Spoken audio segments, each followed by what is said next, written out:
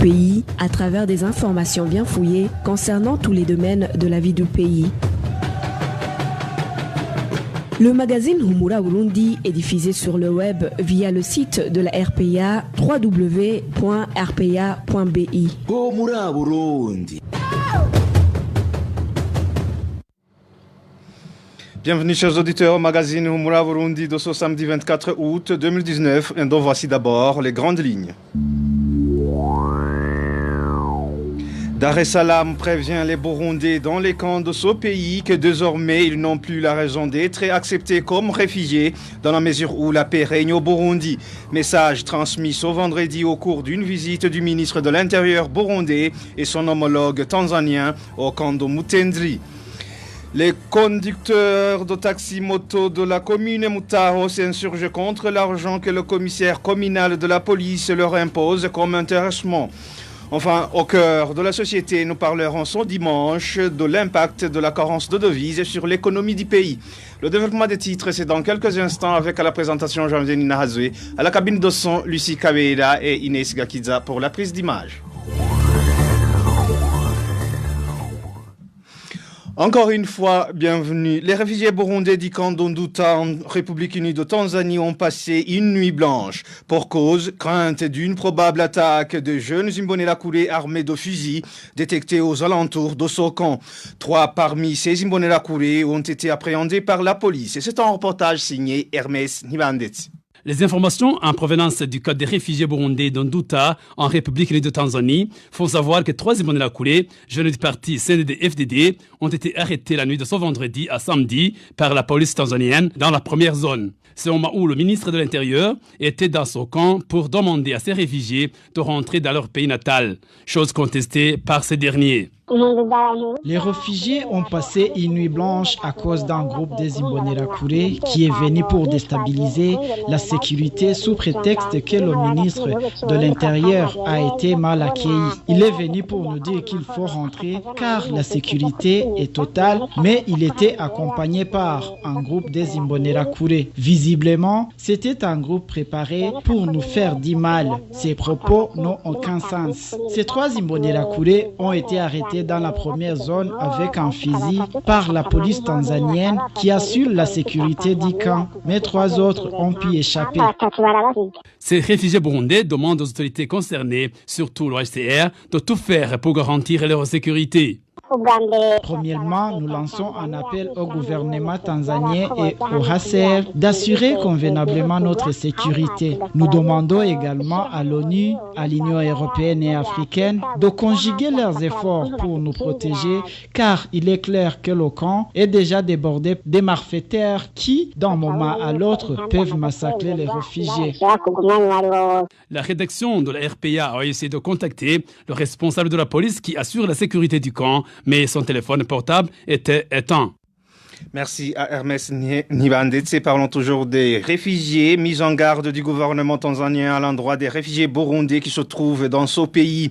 Il n'y a plus de raison d'être des réfugiés burundais sur le sol tanzanien.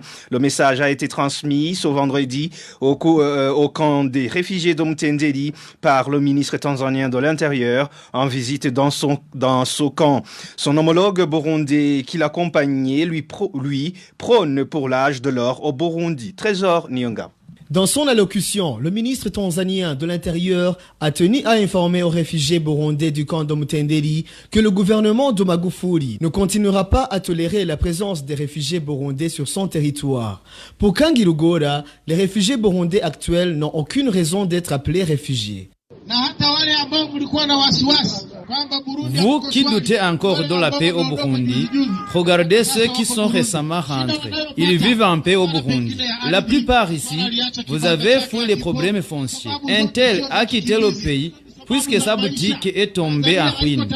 Ce ne sont pas des problèmes sérieux de sécurité. Ce sont des problèmes d'ordre social que vous avez fui. Le gouvernement tanzanien n'est pas prêt à continuer à héberger des gens qui ont fui parce qu'ils n'ont pas réussi dans la vie. C'est ça la position du gouvernement du Dr Magufuli. Il y a ici ceux qui ont fui le Burundi et prétendre être réfugiés en Tanzanie parce qu'ils étaient trop endettés au Burundi. Il y a ceux qui viennent ici parce qu'ils sont en quête d'un mari ou d'une femme. D'autres encore sont à la recherche de l'emploi ici en Tanzanie. Bien avant ce discours, un autre cadre du ministère de l'Intérieur avait rappelé aux réfugiés qu'ils regorgent beaucoup de talent. Des propos qui ont plu au ministre Barandagiye. Je remercie l'autorité qui vient de s'exprimer. Il a dit que parmi vous les réfugiés, il y en a ceux qui possèdent beaucoup de potentialités. Il y a ceux qui peuvent devenir des ingénieurs, des pilotes et des docteurs qui pourront soigner les malades. Mais si vous restez ici au camp de réfugiés, ces potentialités ne vous serviront à rien. Cependant, peu après, le même ministre informera aux réfugiés qu'il y a des richesses que regorge le Burundi, même que sans diplôme, tout Burundais aura une vie aisée. Aujourd'hui, nous avons beaucoup de projets de développement au Burundi. On a commencé l'extraction des minéraux comme l'or, l'argent, le coton, le nickel et d'autres. Une fois que ces projets auront abouti, on n'aura plus besoin d'être instruit ou d'avoir des diplômes pour mener une vie heureuse au Burundi.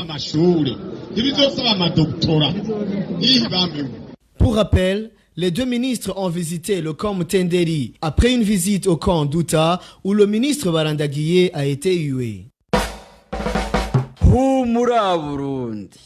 Page gouvernance à présent, grogne des administratifs de la colline Bussoro, zone Kanyosha de la commune Muha, pour cause la jeunesse du parti au pouvoir qui s'immisce dans leur travail, surtout en cas de résolution des conflits entre les habitants de la localité. Le point avec Digne Karondo. Les élus de la colline Bussoro, zone Kanyosha, de la commune Muha à mairie de Bujumbura, affirment que la jeunesse Imbonerakure du CNDD-FDD fait obstruction à leur travail. Ils indiquent que ces Imbonerakure retardent la mise en exécution de leurs décisions et parfois les annulent carrément. Et cela par geste de favoritisme aux militants de les formations politiques ou pour avoir été corrompus. Une situation qui cause du désordre selon nos sources sur place. Les problèmes que les élus collinaires rencontrent souvent sont parfois l'annulation par des Imbonerakure des décisions compris les élus collinaires, et cela par corruption aux Imbonerakure ou par le clientélisme en faveur des membres CNDD-FDD. Le cas illustratif récent concerne un jeune Imbonerakure de Bussoro qui a battu sa femme pour lui avoir demandé de régulariser leur union à l'état civil. La décision de le sanctionner prise par ces administratifs n'a pas été respectée, poursuit notre source. Il y a une décision qui appelait les couples à la régularisation de leurs unions. Une femme a donc voulu régulariser avec son mari, d'où la mésentente. Et le mari l'a battue. Les chefs collinaires ont décidé qu'ils soient punis, mais les Imbonerakure s'en sont mêlés et la décision n'a pas été appliquée. Ce qui n'a pas plu à ces chefs collinaires, action qu'ils qualifient de mépris. Ils demandent à l'État et aux responsables du CNDD-FDD de corriger ce comportement indigne de ces jeunes. Nous avons essayé de contacter Daniel Kabura, administrateur de la commune Muha. Son téléphone sonnait sans que personne ne décroche. C'était un reportage de Digne Karondo. Un climat malsain règne depuis vendredi entre la police et les motards de la commune Mutaho en province Gitega. Les habitants de cette commune indiquent que l'origine du conflit est la collecte forcée d'argent opérée par le commissaire communal de la police auprès de ces motards. N'est-ce pas Marie-Ange Ilakote? La tension entre la police et les motards de la commune Mutaho est montée vers midi de ce vendredi. Ces motards ont vu des policiers envoyés par leurs responsables pour collecter de l'argent auprès d'eux, indique cet habitant. Tout a commencé lorsque le commissaire de la police a ordonné à ses hommes d'aller réquisitionner les motos au marché de la commune Mutaho, une opération à laquelle la population s'est opposée et ce qui a été l'origine des conflits. La dite opération avait pour objectif de collecter de l'argent exigé à ces motards par le commissaire communal de la police et sans aucun motif valable. Le nouveau commissaire communal de la police exige à chaque parking de moto dans différents coins de la commune un pot de vin de 300 000 francs. Certains motards ont accepté de contribuer pour ce pot de vin et les autres ont refusé. La situation a été apaisée par le gouverneur de la province Gitega. Encore plus, le matin de ce samedi, la police du groupement mobile d'intervention rapide GEMIR a effectué une perquisition au site des déplacés de Mutao.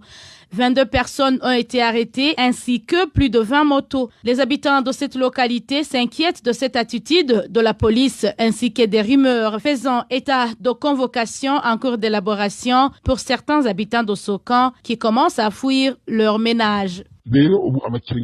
Les habitants de cette province s'inquiètent sur les convocations qui sont en route pour arrêter les habitants qui sont restés ici. Certains ont déjà pris le large.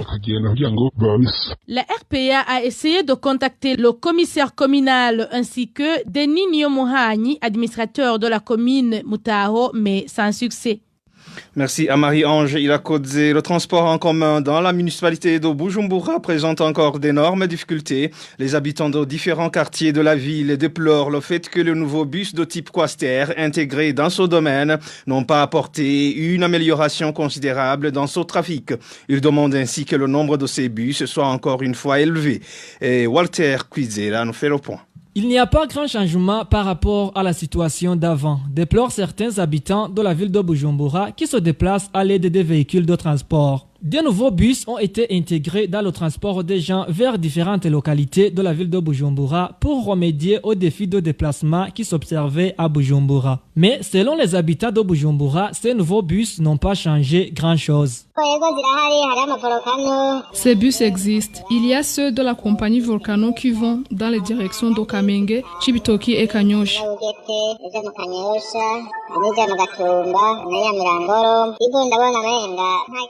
Mais ces bus n'ont pas aidé à grand-chose car il y a toujours de longues lignes de gens qui attendent les bus, surtout les vendredis. Ces habitants de la ville Bujumbura indiquent que ces nouveaux bus sont insuffisants et qu'il serait mieux d'amener d'autres. Du fait qu'à part le quartier Kanyosha qui a plus de 2 bus, les autres quartiers n'ont eu qu'un seul.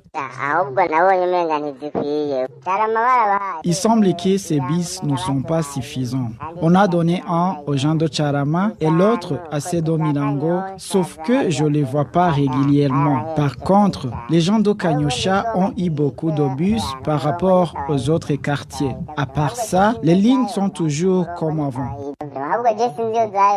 Ces nouveaux bus de type Quaster, plus larges que les bus jusque-là utilisés, ont commencé à faire ce transport depuis presque 2 mois. Mais jusqu'à présent, les files de gens attendant les bus s'observent toujours, surtout les vendredis, sur certains parkings de la ville de Bujumbura. C'était un reportage signé Walter Kwizera. Quelques tronçons des routes de la ligne Gitega-Bujumbura et Gitega-Rutana présentent de nombreux nids de poules. Des enfants se portent volontaires pour couvrir ces nids de poules qui en profitent pour collecter quelques sous de la part des conducteurs des véhicules. Ces derniers saluent l'initiative de ces enfants mais demandent aux instances habilitées de songer à la réhabilitation de ces routes. Prosper Nyongao. Sur la route Gitega-Bujumbura, les nids de poules s'observent dans la localité communément appelée Kuchai, en commune Kiganda, au Bois Fleuri, au centre Muramza et à Bugarama. Sur la route Gitega-Rutana, des trous se font remarquer au niveau des communes Makewuko et Bukirasazi de la province Gitega, ainsi qu'au niveau des communes Minga Kayove et Rutana de la province Rutana. Ainsi, des enfants prennent l'initiative de couvrir ces trous. Le cas illustratif est celui de bouchage des trous sur le tronçon de la localité communément appelée Kuchai, en commune Kiganda de la province Muramza, et celui de Mavuvu en commune Makewuko de la province Gitega. Ces enfants parlent d'auto-occupation dans cette période de vacances. Les conducteurs des véhicules et motos récompense alors à ces enfants à raison de 100 francs et plus. Des enfants qui généralement se groupent dans une équipe de 3 à 6. Les usagers de ces routes saluent le travail effectué par ces enfants, mais lancent toutefois un appel au gouvernement de réhabiliter ces routes.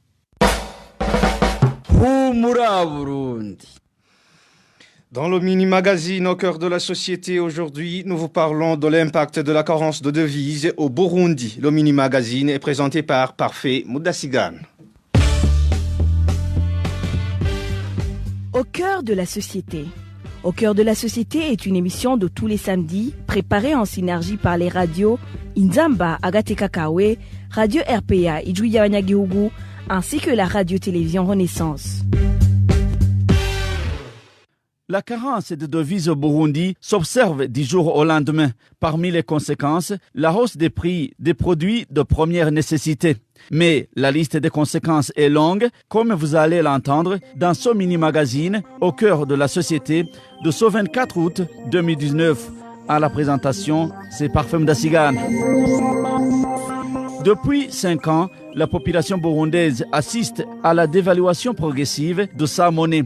Les devises deviennent également de plus en plus rares dans le pays. Thierry Biginindavi de la télévision Renaissance a enquêté sur la variation des cours de change ces dernières années. Un dollar américain à 1680 francs et un euro à 1810. C'était la moyenne annuelle du taux de change à l'achat des devises en 2014. Avec la crise de mai 2015, la valeur de la monnaie burundaise a sensiblement chuté sur le marché parallèle. Pendant cette période, le cours fluctuait de minute à minute. La deuxième moitié de l'an 2015, un dollar américain s'achetait à 3000 francs à un certain moment et un euro à 3500 francs. Étant donné que la Banque centrale avait pris une mesure de gérer elle-même l'essentiel des devises circulant dans le pays, les institutions financières n'avaient plus de marge pour financer les importateurs et les bureaux de change. Pour la période de 2016 jusqu'au mois d'avril 2019, le taux de change des devises en francs a connu une certaine stabilité. Le dollar américain variait entre 2600 et 2700 francs selon un cambiste. Depuis le mois de mai 2019, l'euro s'achète à plus de 3400 alors que le dollar américain peut se négocier à plus de 3200 francs. Au début de cette semaine, les propriétaires des bureaux de change ont été accusés par le Conseil national de sécurité de faire des spéculations. Dès lors, le prix des devises se négocie en cachette de bouche à oreille.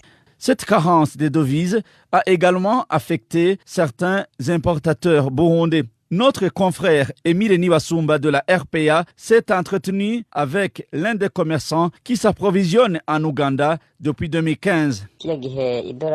À l'époque, nous achetions un dollar avec 2100 francs burundais. Arrivé en Ouganda, il nous fallait changer les dollars en shillings. 10 000 francs burundais équivalaient à l'époque à 17 000 shillings ougandais. Mais aujourd'hui, avec 10 000 francs burundais, on nous donne seulement 12 000 shillings ougandais. En 2015, on achetait les souliers à 80 000 shillings et on pouvait obtenir un bénéfice de 30 000 francs ou plus. Mais aujourd'hui, le bénéfice ne peut pas dépasser 10 000 francs. Un joli pantalon était acheté à 30 000 shillings ougandais et je pouvais gagner environ 8 000 francs de bénéfice ici. Mais aujourd'hui, avec les taxes de l'OBR qui ont également grimpé, je gagne 2 000 ou 1 500 francs seulement de bénéfice pour un pantalon. Donc la vie, c'est compliqué. Aujourd'hui, avec la pauvreté de la population, il n'y a même pas de clients. On peut passer 3 ou 4 jours sans rien vendre. C'est la vie du pays en général qui souffre de la carence des devises, selon l'expert indépendant en économie, Fosen Dikoumana. Le cours de change, le prix de la devise obéit à la loi de l'offre et de la demande. Parce que toute devise, c'est comme une marchandise qu'on doit acheter. Alors, la dévaluation de la monnaie nationale par rapport à ces devises provoque ce qu'on appelle une inflation importée. Vous savez qu'au Burundi, vraiment, on importe pas mal de biens. Il y a les habits, les médicaments, les ordinateurs, équipements divers, les véhicules, les pièces de rechange, les engrais chimiques, les téléphones mobiles, les carburants, matières de construction, matières premières, même les biens de banque, on les importe. Et deuxièmement, quand il y a une rareté de devises, ça marque un frein surtout à l'investissement. Vous savez, et quand on veut investir, on doit augmenter les biens, les facteurs de production, les biens d'équipement, les matières premières. Et quand il y a arrêté des devises, alors il y a tendance à ce que les opérateurs économiques n'investissent pas.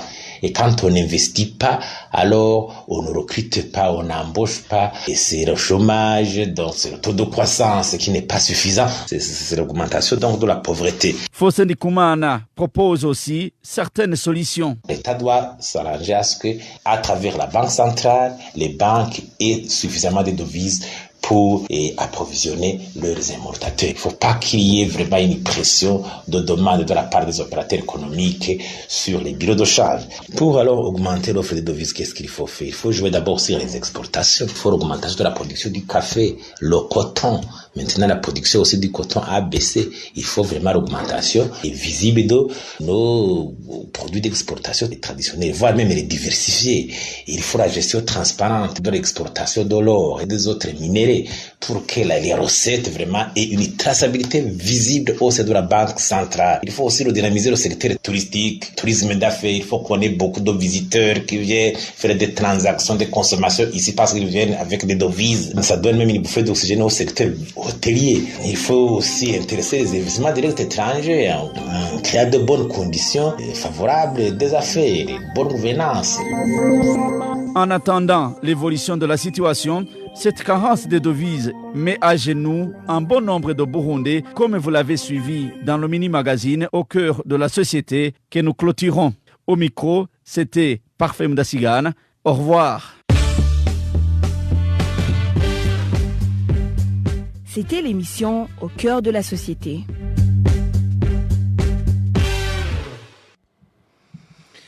Et c'est par ici, chers auditeurs, que nous mettons fin au magazine Humura Burundi de ce samedi 24 août 2019. Merci pour votre aimable écoute. Merci à toute l'équipe de la rédaction pour la collecte et le traitement de toutes ces infos. Merci à Lucie Kabera et à Inès Gakidza pour la bonne collaboration technique. À la présentation, vous étiez avec Jean-Vianney Nina Hadzoué. Excellent week-end chez vous.